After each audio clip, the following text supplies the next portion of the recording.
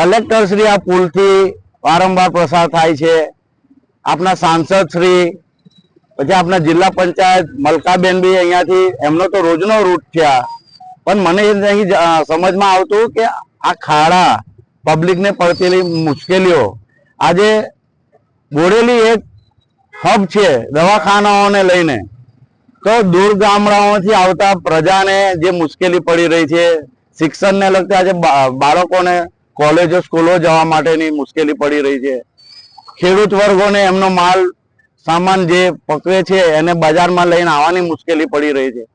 તો આ તંત્ર અમને જો દેખાય છે, આપ સૌને દેખાય છે, તો તંત્ર કેમ બેરું અને આંધળું થઈને બેસી રહી છે?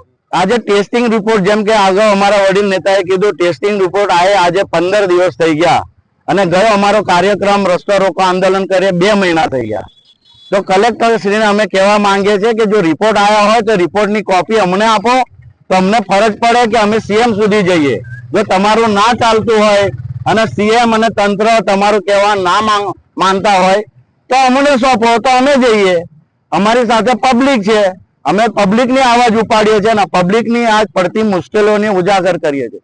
તો તંત્રને અમે એવું કહેવા માંગીએ છીએ, એટલીસ્ટ બીજું કંઈ કરો ના કરો, પણ આજે રસ્તા અને પુલો બંધ કર્યા છે તો એનો વૈકલ્પિક કોઈ રસ્તો તો કાઢો.